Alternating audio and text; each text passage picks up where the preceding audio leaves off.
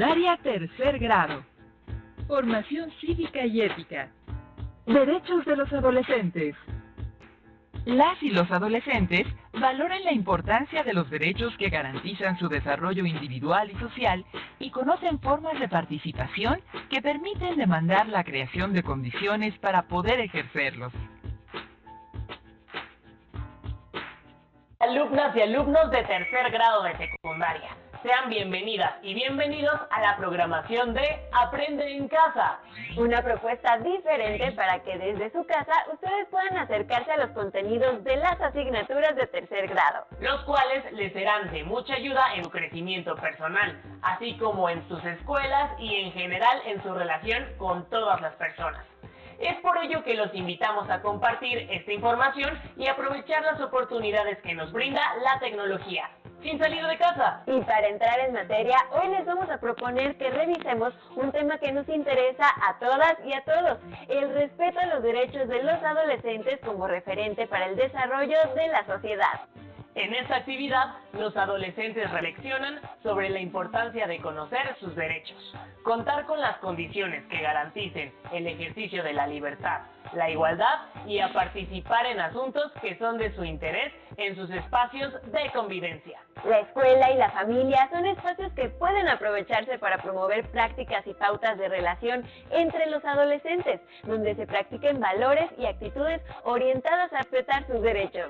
Y para entrar en materia, les pedimos que vean el siguiente video: Tener derechos en la adolescencia.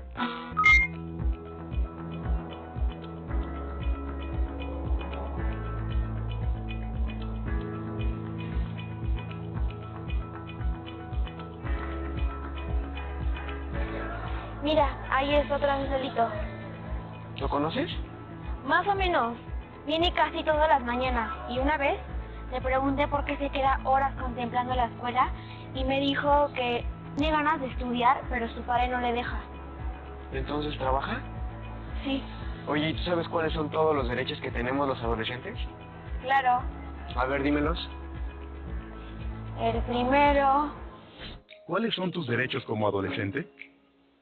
El derecho a la vida, a la supervivencia y al desarrollo. Derecho de prioridad. Derecho a la identidad. Derecho a vivir en familia. Derecho a la igualdad sustantiva. Derecho a no ser discriminado. Derecho a vivir en condiciones de bienestar y a un sano desarrollo integral. Derecho a una vida libre de violencia y a la integridad personal. Derecho a la protección de la salud y a la seguridad social. Derecho a la inclusión de niños y niñas y adolescentes con discapacidad. Derecho de acceso a las tecnologías de la información y comunicación. Derecho a la libertad de convicciones éticas, pensamiento, conciencia, religión y cultura. Derecho a la libertad de expresión y de acceso a la información. Derechos de participación. Derechos de niñas, niños y adolescentes migrantes. Derecho de asociación y reunión. Derecho a la intimidad. Derecho a la seguridad jurídica y al debido proceso. Derecho al descanso y al esparcimiento. Derecho a la educación. La educación es un derecho esencial para los seres humanos, como se establece en la Declaración Universal de los Derechos Humanos, en el artículo 26, que dice: la educación tendrá por objeto el pleno desarrollo de la personalidad humana y el fortalecimiento del respeto a los derechos humanos y a las libertades fundamentales. Favorecerá la comprensión, la tolerancia y la amistad entre todas las naciones y todos los grupos étnicos o religiosos, y promoverá el desarrollo de las actividades de las Naciones Unidas para el mantenimiento de la paz. Por todo esto, diversos tratados internacionales reconocen el acceso a la educación como un derecho esencial para todos los seres humanos, y en particular para los niños, las niñas y adolescentes. ¿Por qué es importante que, como adolescentes, conozcamos nuestros derechos humanos? Es importante conocer nuestros derechos para hacerlos valer. Así nadie pasaría sobre mí. Para saber qué es lo justo para todas las personas. Para hacer valer mi dignidad. El primero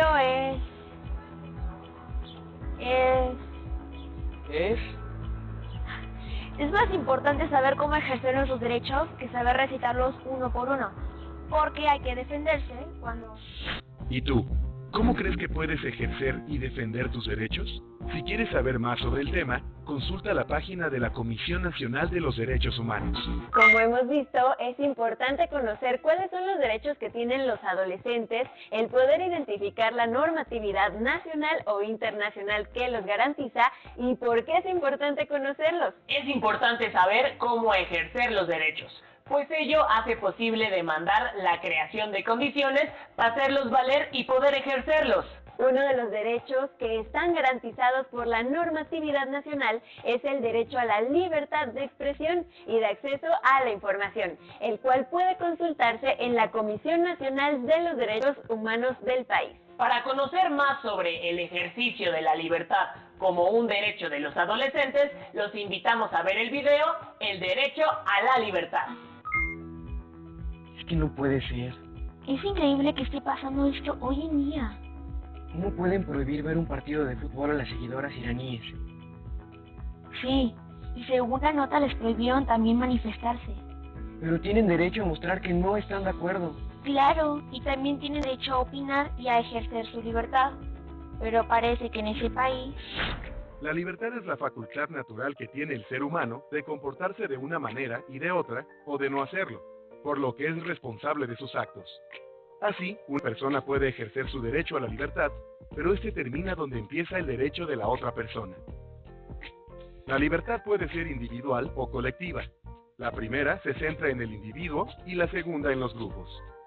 Entre las libertades individuales se encuentra la libertad de pensamiento, así como la de opinión, de circulación y de religión. Y entre las libertades colectivas se encuentran la libre asociación, la libertad sindical, la de reunión pacífica y la de manifestación. Cuando elegimos o tomamos alguna decisión sobre qué hacer, cómo vestirnos, qué comer o a dónde ir, hacemos uso de nuestros derechos. También al transitar por donde queremos, ejercemos nuestro derecho a libre tránsito. Al decir lo que pensamos y manifestar nuestra opinión sobre lo que sucede en el mundo, también ejercemos nuestros derechos, en este caso, la libertad de opinión y de expresión.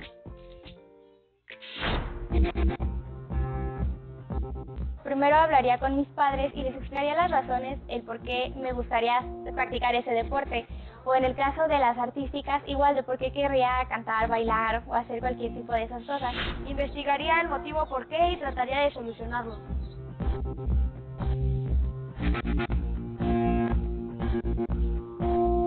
Pues en vez de ir al cine o al parque nos reuniríamos en una casa y si no me dejarían salir por videollamada o llamada o mensaje. Daría las razones por las cuales me gusta estar con ellos y llegar a un acuerdo. El ejercicio de un derecho no es algo simple, porque cada vez que hacemos uso de ellos, ponemos en marcha una serie de actos de libertad. Así, por ejemplo, al ejercer nuestra libertad de opinión, lo primero que hacemos es comunicar nuestra visión de las cosas o sucesos. También, previamente, realizamos un proceso de observación del objeto o hecho sobre el cual opinamos. Además, al opinar, por lo general intentamos convencer sobre la validez de nuestras ideas. Y muchas veces procuramos dar argumentos sólidos que den sustento a lo que opinamos. Todas y cada una de estas acciones son decisiones nuestras. Las realizamos por elección. Por eso constituyen una serie de actos de libertad que nos llevan a ejercer un derecho. Un brillante escritor español, Ramiro de Maeztu, aseveró que la libertad no tiene su valor en sí misma, hay que apreciarla por las cosas que con ella se consiguen. La vida cambia radicalmente cuando se pierde la libertad, como cuando no se puede transitar libremente, o se es castigado por expresar lo que se piensa, o perdemos el derecho a reunirnos con otras personas. ¿Te das cuenta, Fernanda? La libertad está presente en cada una de las cosas que hacemos, o en las que nos gustan. Sí, ahora mismo estamos ejerciendo nuestro derecho a la información, a convivir. ¿Y tú, cómo ejerces tu derecho a la libertad? En la actualidad existen naciones donde está prohibido que sus ciudadanos puedan elegir en libertad a opinar y manifestarse en contra de las decisiones que toma la autoridad y que afectan su derecho a la libertad. La libertad es un derecho humano que termina donde empieza el derecho de la otra persona. Es el ejercicio de la persona para decidir sobre sus gustos, formas de ser, pensar, actuar, opinar y participar. Como se ha visto, el ejercicio del derecho a la libertad demanda tomar decisiones informadas, no atentar contra la integridad de persona o grupos y argumentar las decisiones de manera razonada. Otro de los derechos que se garantizan a los adolescentes es el derecho a la igualdad. Para conocer más al respecto, te invitamos a ver el siguiente video, el derecho a la igualdad.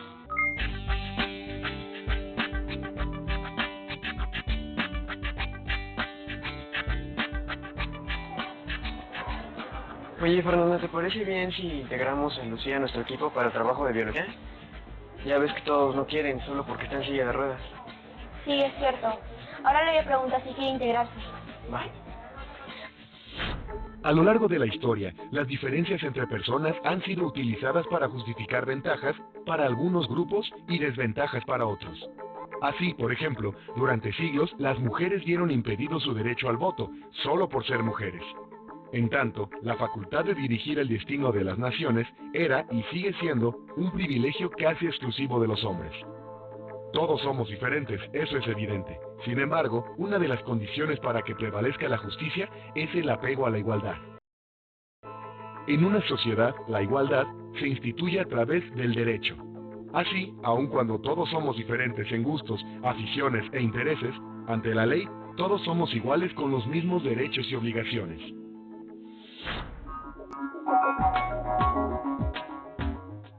Ejerzo mi derecho a la igualdad, respetando la condición social y preferencias sexuales de todas las personas. Ejerzo mi derecho a la igualdad, respetando a las personas, no importando sus preferencias, de dónde vengan o su raza. Bueno, yo ejerzo mi derecho a la igualdad, tratando igualitariamente a las personas, sin importarme el grupo social o trabajo. Al fin y al cabo son personas y deben ser tratadas como tal. La igualdad como derecho surgió a finales del siglo XVIII con la Revolución Francesa y la Declaración Universal de los Derechos Humanos bajo la premisa del artículo 1, en el que se establece que todos los seres humanos nacen libres e iguales, en dignidad y derechos, y dotados, como están de razón y conciencia, deben comportarse fraternalmente los unos con los otros. Así como en el artículo 2.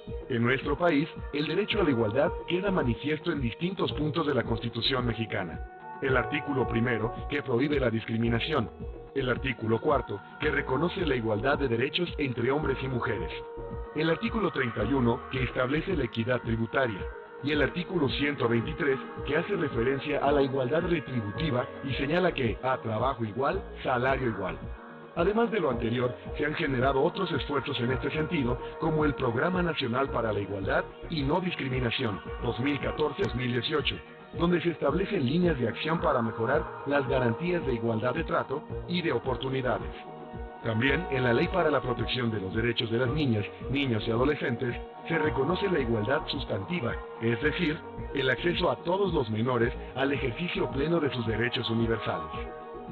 Esta ley, en conjunto con los artículos 1 y 4 de nuestra Constitución, son dos de los referentes utilizados en la definición de los objetivos, estrategias y líneas de acción del Programa Nacional de Protección de Niñas, Niños y Adolescentes 2016-2018.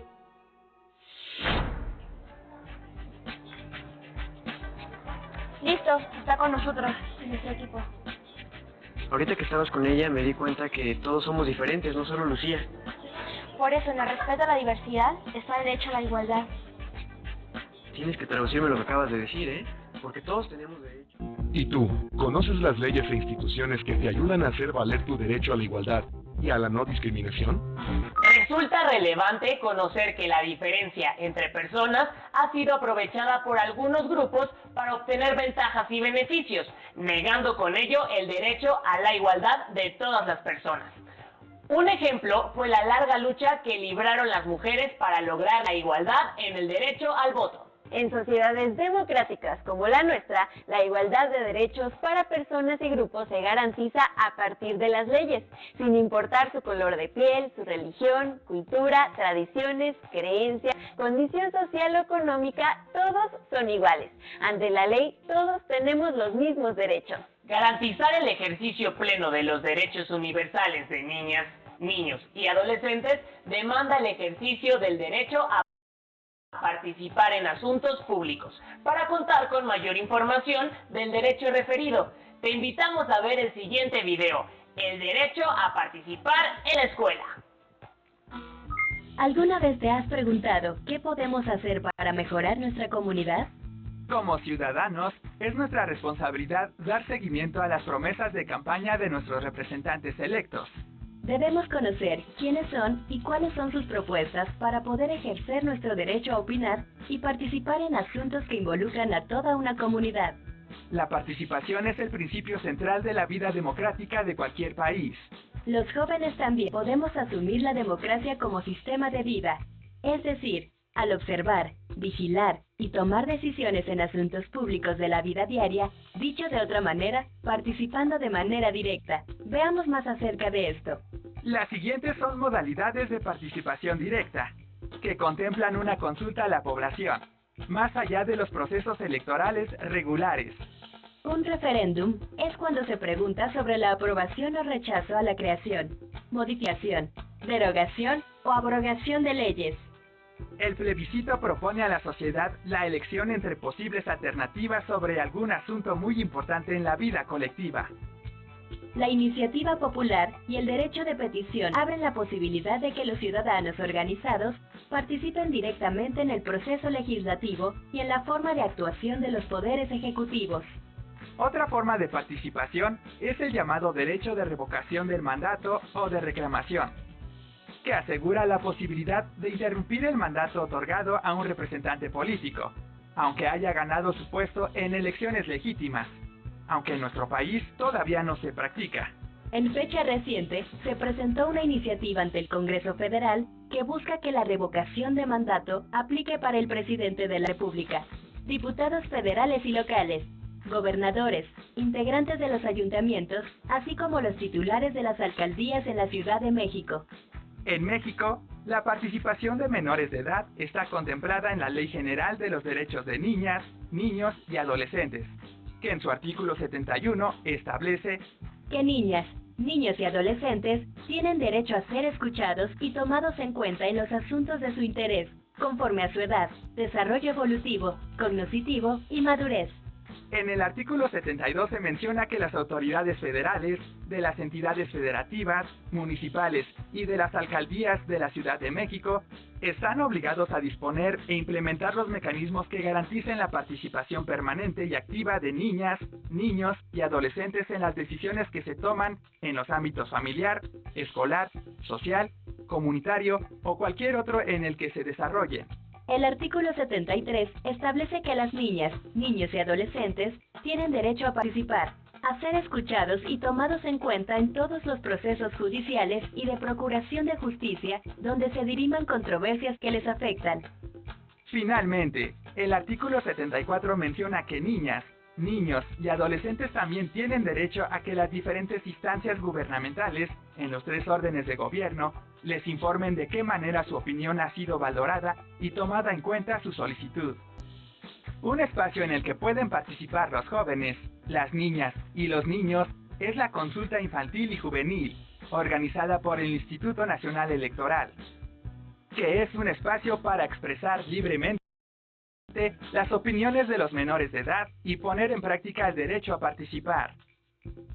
Lo que es señalado en la consulta sirve para que las instituciones públicas, con el acompañamiento que se haga desde el INE, impulsen acciones o medidas que atiendan sus opiniones. Algunos de los espacios cotidianos de participación para niñas, niños y jóvenes son: en el ámbito familiar, donde se les reconoce como seres valiosos y con igual valor que todos sus miembros, por lo que debe promover su opinión en las decisiones. Otra forma de participación es en la escuela. Por ejemplo, en la construcción del reglamento escolar, en la toma de decisiones o en la creación de órganos de difusión y expresión.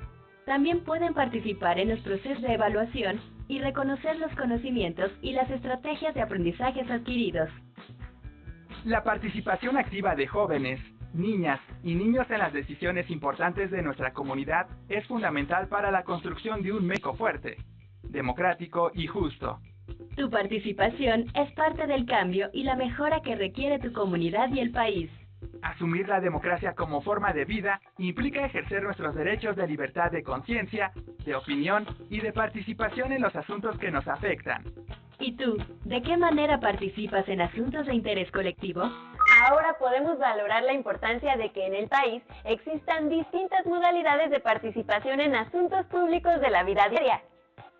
La participación de los adolescentes está garantizada en la Ley General de los Derechos de Niñas, Niños y Adolescentes, donde se menciona que tienen el derecho a ser escuchados y tomados en cuenta en asuntos de su interés conforme a su edad, desarrollo evolutivo, cognoscitivo y madurez. Con estos videos podemos entender que los derechos de los adolescentes buscan garantizar su desarrollo integral, que ejerzan su libertad de manera responsable a no ser discriminados por ninguna condición social, religiosa, política, económica o de creencia. A contar con espacios de participación donde pueden expresar libremente sus opiniones y poner en práctica su derecho a participar en la familia y la escuela, lo cual es fundamental para la construcción de una sociedad democrática y respetuosa de los derechos ciudadanos. Con el apoyo de los integrantes de la familia, elaboren un collage donde muestren cómo se garantiza en el hogar los derechos de las niñas, niños y adolescentes y compártanlo con sus vecinos. Dialoguen sobre los compromisos y responsabilidades que deben asumir los integrantes de la familia para garantizar el ejercicio de derechos para todos. ¡Hasta la próxima!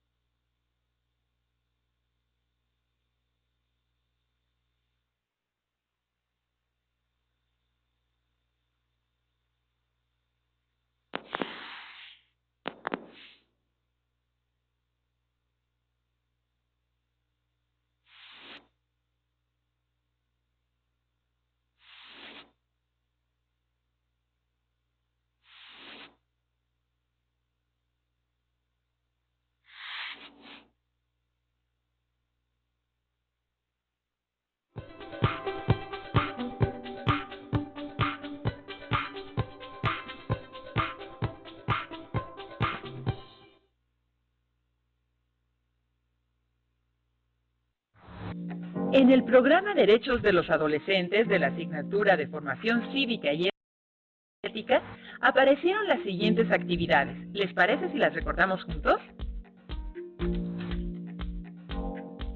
Con el apoyo de los integrantes de su familia, elaboren un collage donde se muestre cómo se garantiza en el hogar los derechos de las niñas, niños y adolescentes y compártanlo con sus vecinos.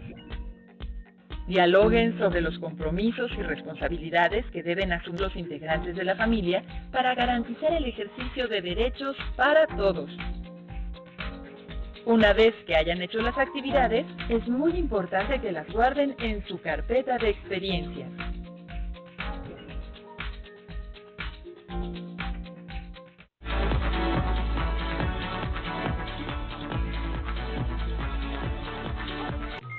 ¿Han visto los programas de Aprende en Casa para secundaria? Es un excelente medio para...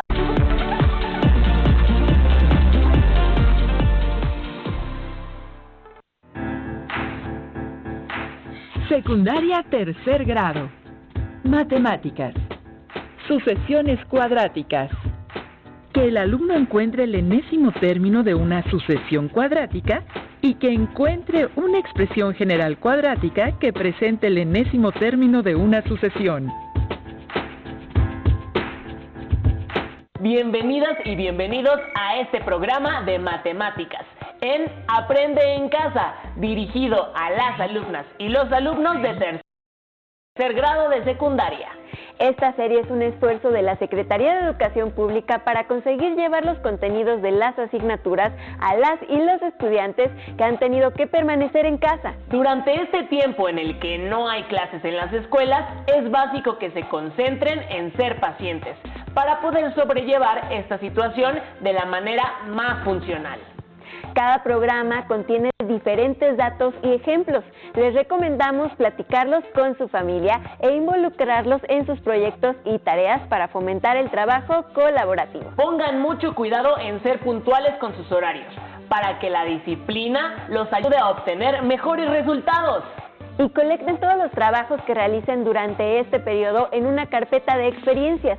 De este modo podrán mostrarlos a sus maestras y maestros al regresar a clases. ¿De acuerdo? En esta emisión hablaremos de las sucesiones cuadráticas, que consisten en secuencias de números que siguen una regla definida por una expresión cuadrática. Aprenderemos cómo, dada una regla, encontramos el enésimo término de la sucesión y viceversa. Si tenemos varios términos de la sucesión, se puede encontrar la regla que la define. Para introducirlos al tema de manera formal, veamos el siguiente video, que nos mostrará cómo al conocer esta regla se puede determinar cualquiera de los términos de una sucesión. Recuerden tener a la mano sus útiles para poder tomar notas y apuntes que les sirvan para repasar. ¿Listos? ¡Corre video! A partir de una regla que describe una secuencia cuadrática, calcular los primeros 3 términos de la secuencia.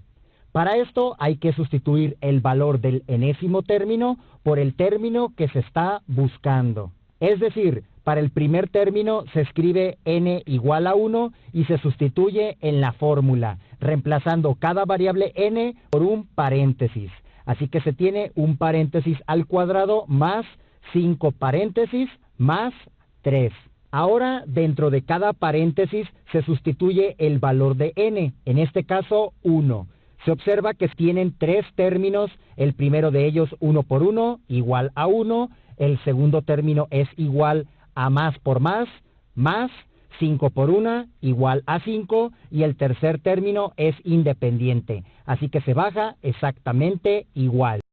Haciendo la suma de estos 3 números se llega a un resultado igual a 9. Para calcular el término número 2, entonces n es igual a 2. Y dentro de cada uno de los paréntesis se escribe también 2. Desarrollando el primer término, 2 por 2 igual a 4. El segundo término, más por más, da más. Y 5 por 2 igual a 10. Haciendo la suma de los 3 números se llega a 17. Finalmente, para calcular el tercer término de la secuencia, se reemplaza n igual a 3. Y este valor se pone dentro de cada paréntesis. Desarrollando el primer término, 3 por 3 igual a 9, el segundo, más por más, da más, 5 por 3 igual a 15 y se copia igual el número 3.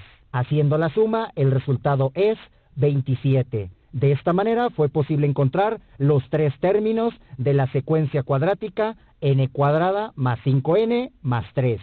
Y siguiendo este mismo procedimiento se puede encontrar el valor de cualquier término. Solamente hay que sustituir el número de la posición que se está buscando o el enésimo término en la variable n de la fórmula. Estamos de regreso en el estudio. El que vimos fue un video muy sencillo en el que se nos presentó un ejemplo de una sucesión cuadrática. En él se mencionó una regla que nos da el valor de cualquier término acorde a la posición que ocupa. ¿Creen que sea posible resumir el procedimiento?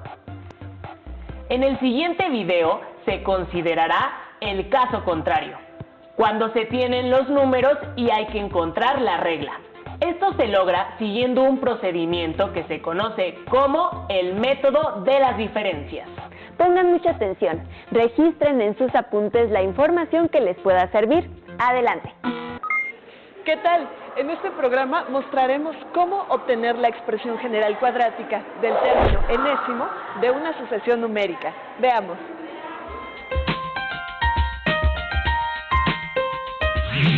Esta sucesión está formada por los números 6, 11, 18, 27, etc. ¿Cuál sería el término 100 de esta sucesión? Para obtenerlo necesitamos conocer necesariamente la expresión general del término enésimo de esta sucesión. Encontrémosla usando el método de las diferencias.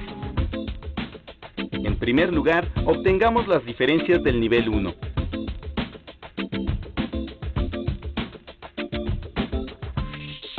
Luego, calculemos las diferencias del nivel 2.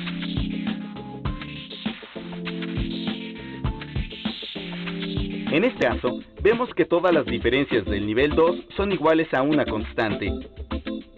Cuando esto ocurre, la expresión general del término enésimo de la sucesión es cuadrática.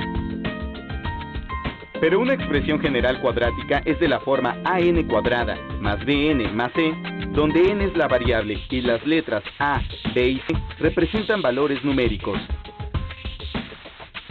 El problema ahora es encontrar los valores de a, b y c.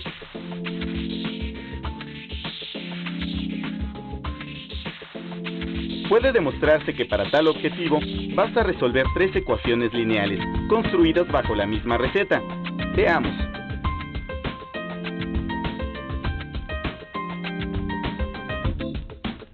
La flecha que une la expresión a más b más c con el primer término de la sucesión indica cómo formaremos la primera ecuación.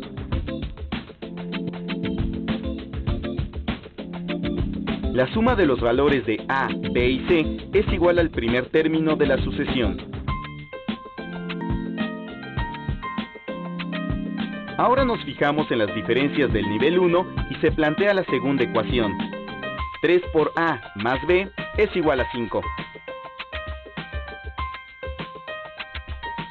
La tercera ecuación se refiere a las diferencias de nivel 2. 2 por a es igual a 2.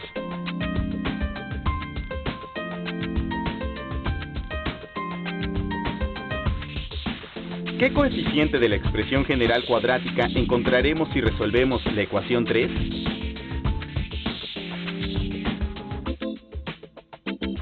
El valor del coeficiente a es 1. Como ya sabemos el valor de a, resolvamos la segunda ecuación para encontrar el valor de b.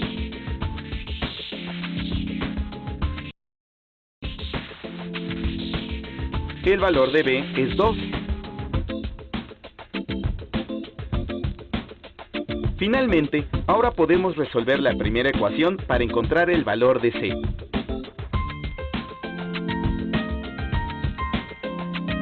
El valor de c es 3. Al sustituir en la expresión estos valores de los coeficientes, obtenemos finalmente la expresión general cuadrática del término enésimo.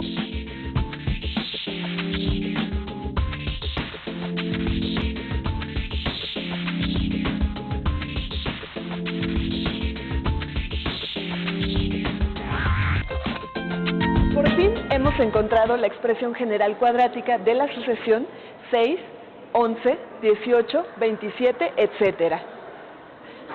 La expresión general cuadrática es n cuadrada más 2n más 3. Para verificar si la expresión general cuadrática del término enésimo de la sucesión es la correcta, la probaremos para los 3 primeros términos.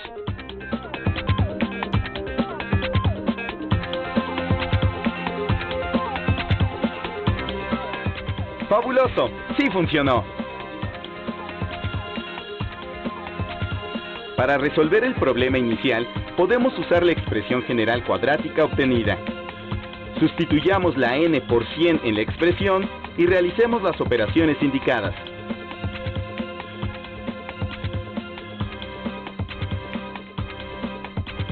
El valor del término 100 es 10.203. Hemos visto un ejemplo de cómo calcular la expresión general del término enésimo de una sucesión usando el método de diferencia. Pero la manera de construir las ecuaciones fue presentada con receta mágica. Y comprobamos que, al menos en el caso expuesto, funcionaban. ¿De dónde salen las expresiones que se presentan a la izquierda del diagrama? Para responder a esta pregunta, sustituyamos en la expresión general cuadrática la literal n por los valores 1, 2, 3 y 4. Así obtendremos las expresiones generales de los 4 primeros términos de una sucesión.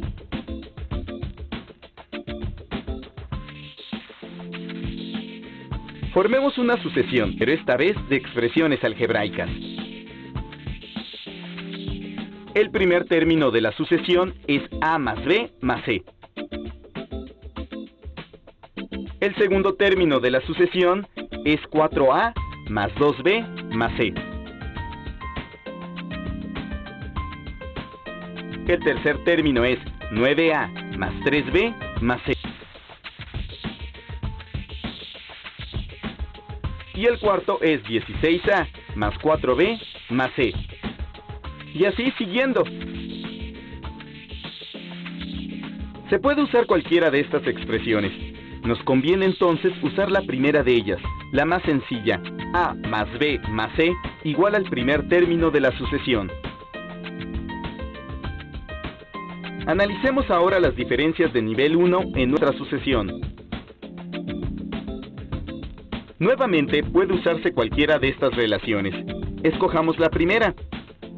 3A más B es igual a la primera diferencia del nivel 1.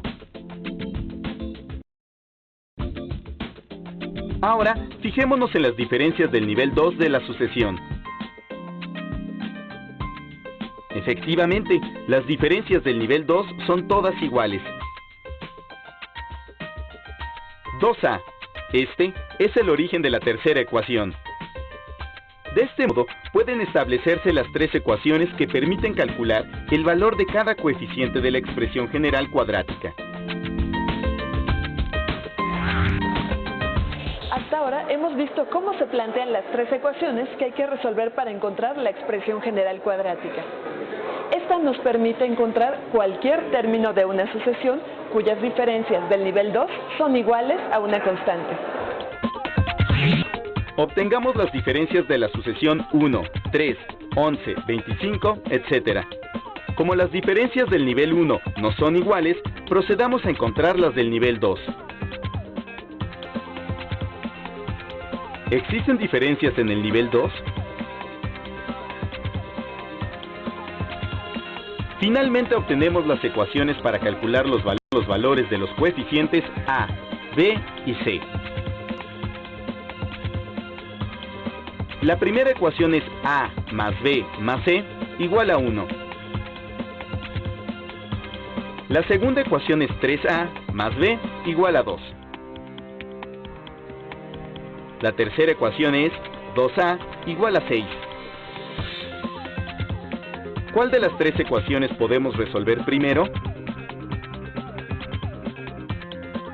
Claro, la tercera. Ahora resolvamos la ecuación 2. Al sustituir A y B por sus valores y resolver la ecuación 1, obtenemos el valor de C. Entonces, la expresión general cuadrática del término enésimo de la sucesión es 3 por n al cuadrado menos 7n más 5. Prueben en su cuaderno que la expresión general cuadrática obtenida funciona para los primeros 4 términos de la sucesión 1, 3, 11, 25, etc. Apliquen la expresión general cuadrática del término enésimo para calcular el décimo término de la sucesión.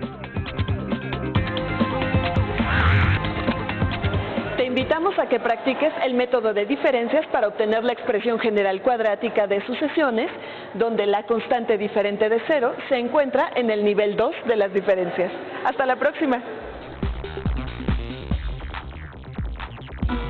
Hemos visto el método de las diferencias, que ayuda a encontrar la regla de una sucesión cuadrática para obtener el enésimo término de una sucesión numérica. Ahora, siéntense con alguien de su familia y explíquenle el procedimiento del método de las diferencias. Al explicarlo, ustedes mismos lo asimilarán mejor. Construir estas expresiones cuadráticas lleva al entendimiento de algunas situaciones comunes en las áreas profesionales. Por ejemplo, se pueden describir procesos de la ciencia, los negocios y la ingeniería.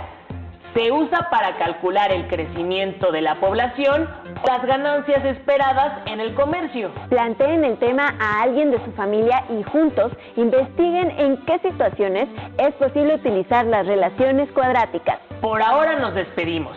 Recuerden guardar todas sus anotaciones y tareas en su carpeta de experiencias. Gracias por acompañarnos. Los esperamos en el próximo programa de matemáticas dentro de la serie Aprende en Casa. ¡Hasta pronto!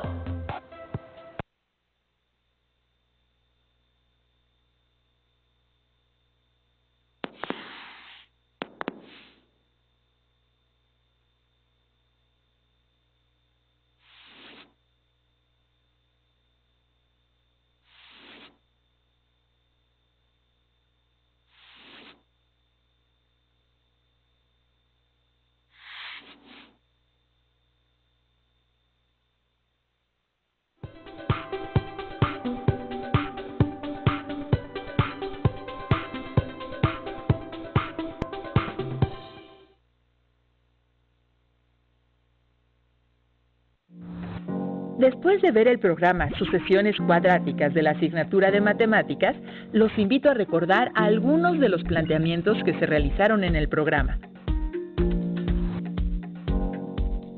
Por ejemplo, pueden sentarse con alguien de su familia y explicarle el procedimiento del método de las diferencias, porque al explicarlo ustedes lo asimilarán mejor. Planteen el tema a alguien de su familia e investiguen juntos en qué situaciones es posible utilizar las relaciones cuadráticas. Guarden en su carpeta de experiencias sus anotaciones y actividades y en el regreso a clases las pueden compartir con sus compañeros.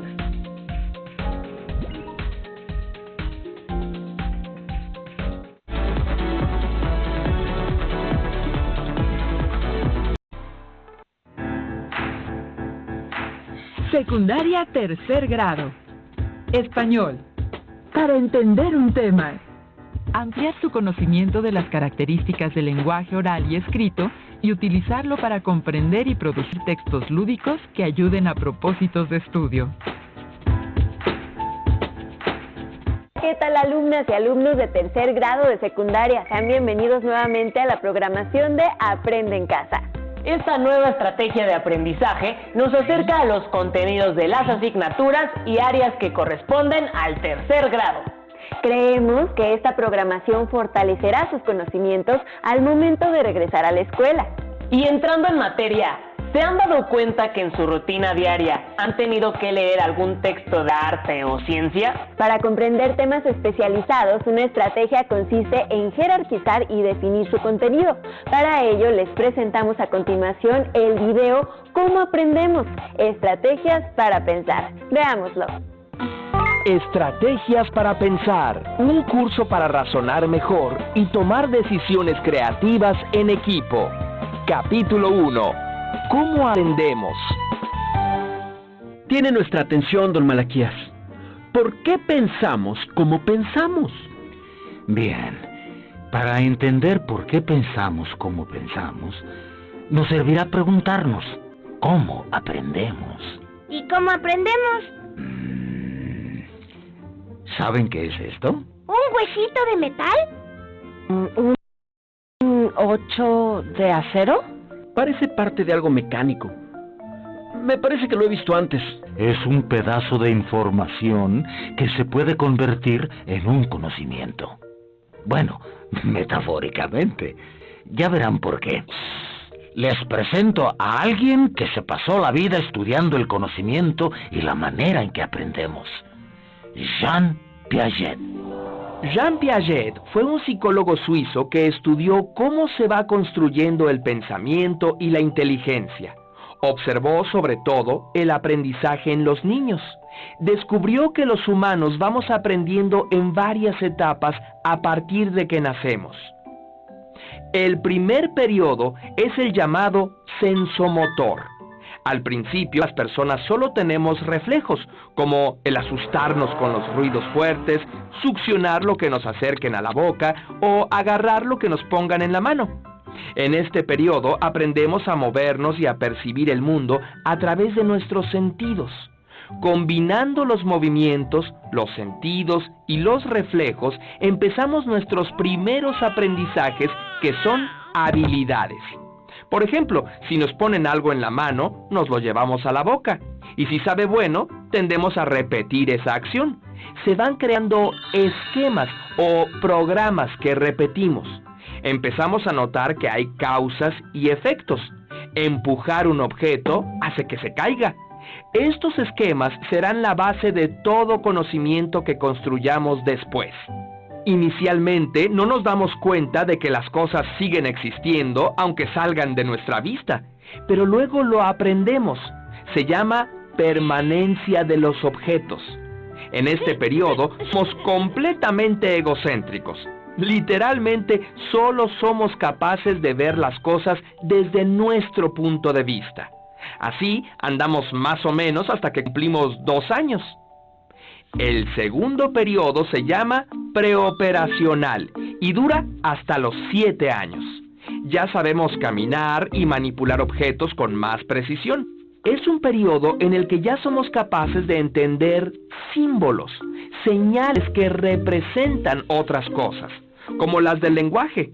Aprendemos a hablar. Al principio de esta etapa, aún no nos queda claro el principio de conservación.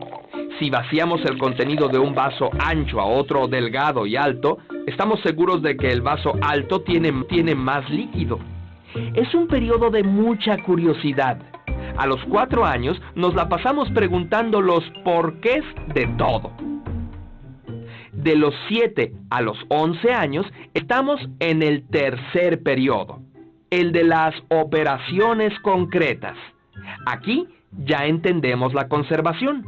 Es la etapa en la que empezamos a pensar sobre nuestro pensamiento. Descubrimos la lógica y también nos damos cuenta de que nuestros pensamientos y sentimientos son diferentes a los demás. Se consolida lo que podemos llamar una teoría de la mente, la capacidad de suponer lo que otros perciben, saben y sienten. Esto nos permite ponernos en los zapatos de los demás. Desarrollamos el pensamiento inductivo. La idea de que si un fenómeno se repite siempre que se den las mismas condiciones, se puede pensar en reglas generales. Por ejemplo, cada vez que ha llovido, primero se nubló y hubo truenos. Por lo tanto, inducimos que las nubes y los truenos anticipan lluvia.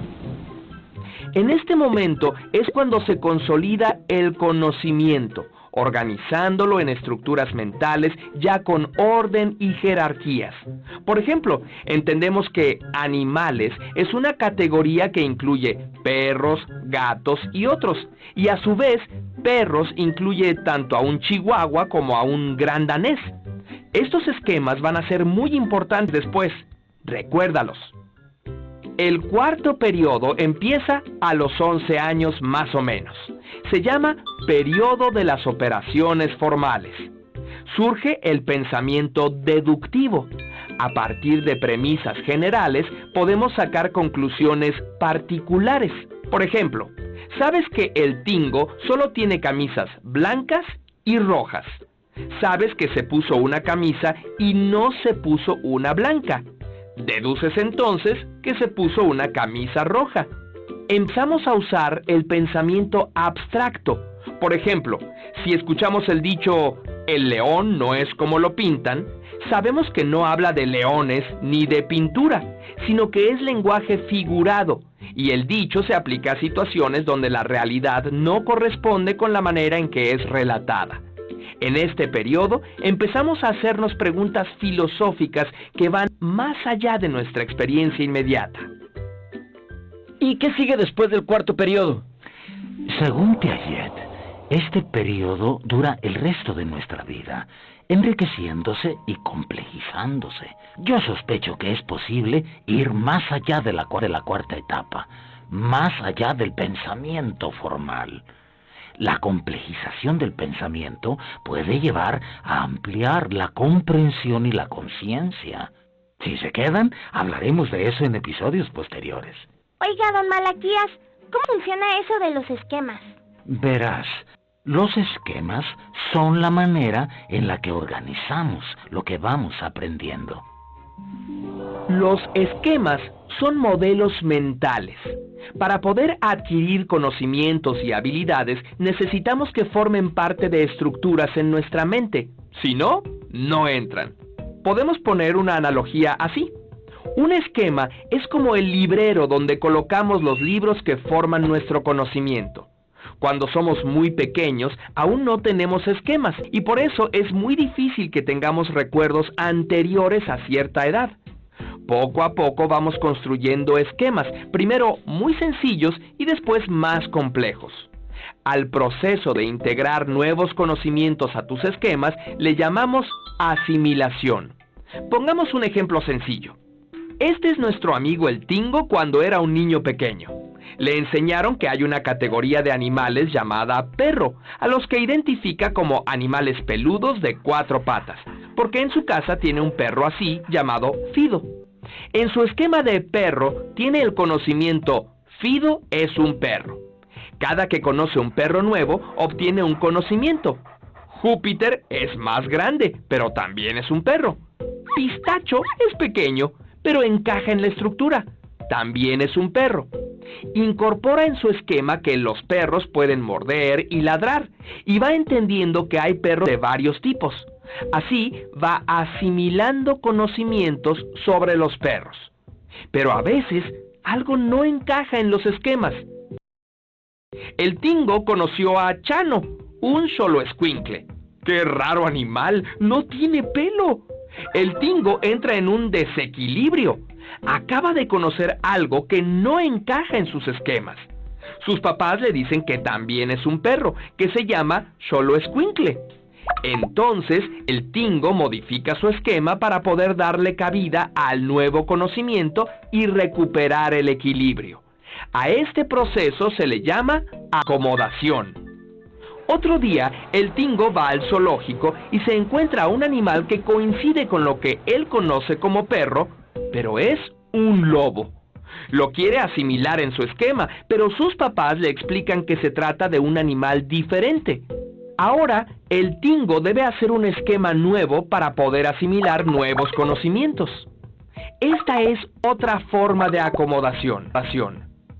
Cuando somos niños, nos es relativamente fácil crear y modificar nuestros esquemas. Esto tiene dos consecuencias. Por un lado, aprendemos muy fácil y rápido. Por ejemplo, nos es más sencillo aprender un idioma nuevo. Cada idioma tiene una diferente gramática, que es un esquema donde encaja el vocabulario. Pero por otro lado, es también fácil que creamos mentiras y fantasías. Cuando crecemos, es más difícil modificar los esquemas porque nos han sido útiles para tomar decisiones, pero al mismo tiempo, eso nos complica aprender cosas nuevas. Por ejemplo, cuando aprendemos un idioma nuevo, tendemos a aprender el vocabulario nuevo intentando usar la gramática del idioma que nos resulta más familiar. Estos marcos mentales prehechos son muy útiles. Por ejemplo, cada mañana cuando te vas a vestir, tienes varios miles de posibles combinaciones. No solo qué ponerte, sino en qué orden ponerte todas tus prendas. Si no tuvieras un esquema, podrías pasarte días decidiendo qué va primero y qué va después. Gracias a los esquemas, puedes vestirte en unos cuantos minutos. Y así con las miles de pequeñas decisiones que tienes que tomar cada día. Los esquemas nos permiten concentrarnos en la información pertinente e ignorar aquello que no nos sirve. El problema es que, si no somos conscientes de nuestros esquemas, podemos ignorar información importante para concentrarnos en los aspectos que confirman nuestras creencias e ideas preexistentes. Pueden contribuir a mantener estereotipos e incluso hacer difícil retener nueva información que no se ajuste a nuestras ideas establecidas del mundo. Cuando en la Edad Media algún viajero encontraba un animal nuevo, lo más probable es que lo describiera usando partes de animales que ya conocía. Decir que un rinoceronte es un caballo con un cuerno en la frente puede resultar gracioso, pero hay otros prejuicios más graves. Cuando los españoles llegaron a América, su esquema mental en cuanto a la espiritualidad solo concebía dos posibilidades. Una creencia o es cristiana o es del diablo. Por lo tanto, no pudieron asimilar las formas de espiritualidad que encontraron ahí. Las prácticas de los indígenas tenían que ser diabólicas y, por tanto, destruidas.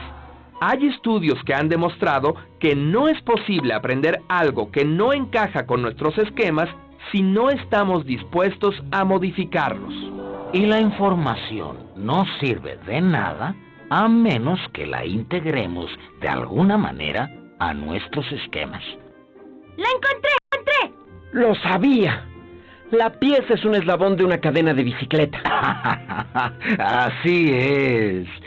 El eslabón por sí solo no tiene utilidad, pero cuando lo integramos al mecanismo, se vuelve indispensable. El trozo de información se convierte en conocimiento. Cuando un dato se integra y se relaciona con otros datos, juntos se convierten en información. Y si esa información tiene un sentido, un significado o una utilidad para ti, ahora le podemos llamar conocimiento. Y si ese conocimiento ayuda a mejorar tu vida y la de los demás, se va convirtiendo en sabiduría. Tina, cuidado con el manubrio. A la bicicleta, como a un esquema mental, se le pueden añadir mecanismos, cambiar piezas, y es útil porque nos puede llevar lejos. Tiene esa flexibilidad.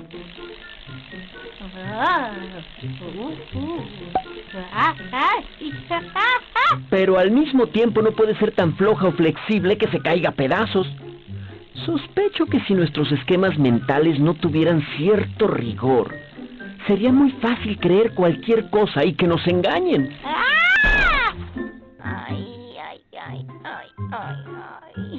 Así es. Afortunadamente la humanidad ha desarrollado un esquema que a la vez es sólido y flexible. La ciencia. Y eso lo veremos en el siguiente capítulo. Como pudieron ver, los esquemas son como un librero dentro de nuestra mente, el cual se va llenando de conocimiento. Una forma de visualizar la función de estos esquemas son los mapas mentales. Para saber más sobre el tema, les proponemos ver el siguiente video. Los mapas mentales son representaciones gráficas que sirven para ordenar, aclarar o sintetizar temas de estudio. Sigue estos pasos para elaborar uno. Toma 2 hojas de papel. En la primera, escribe una lista con las palabras relacionadas a tu tema. Puedes hacerlo respondiendo preguntas como ¿para qué sirve?, ¿cómo se hace?, y cuáles son sus partes. En la segunda hoja, escribe o dibuja el concepto principal del tema a estudiar. Dibuja una línea por cada clasificación que hayas creado y coloca su nombre o imagen. Agrega las demás palabras en las categorías que correspondan y conéctalas por medio de líneas. Sabrás que el mapa está bien hecho cuando al leerlo tú o tus amigos entiendan perfectamente el tema. Con esta técnica podrás organizar, categorizar y tener una visión global de tus ideas. Pudieron observar que los mapas mentales se componen de conceptos breves. Lo interesante es que permiten organizar temas de forma sencilla y divertida. Por ejemplo, ustedes piensan en miles de cosas y no siempre es fácil concretar una idea o una definición. Algo que podría ayudarles a buscar la palabra exacta, se encuentran los sinónimos y los antónimos.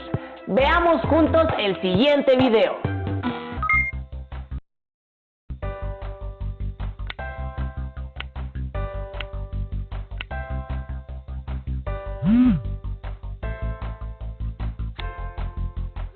¿No te desespera leer una conversación así? Para evitar usar tantas veces la misma palabra, Marco y Valeria podrían utilizar sinónimos, los cuales sirven para expresar el mismo significado. Por ejemplo, podrían usar los sinónimos molesto, enfada, enfurece, disgustar, crisparte e irritar.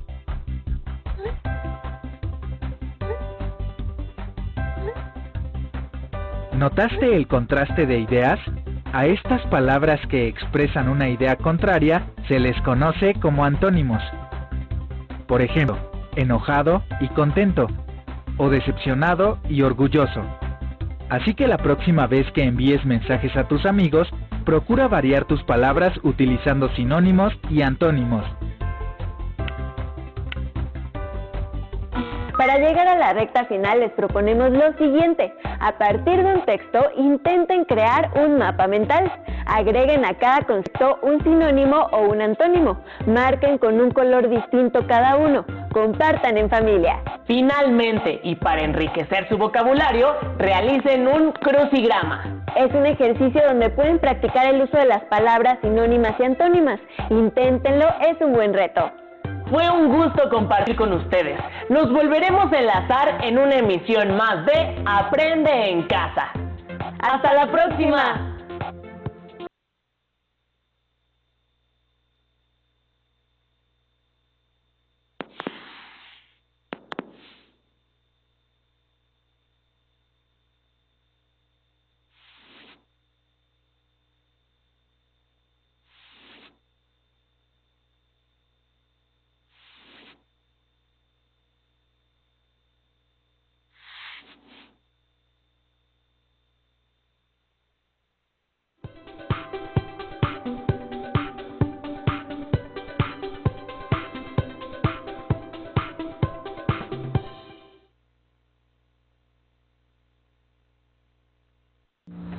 Acabamos de ver el programa para entender un tema de la asignatura de lengua materna español. Ahora los invito a recordar las actividades que deben hacer y guardar en su carpeta de experiencias. A partir de un texto, intenten crear un mapa mental.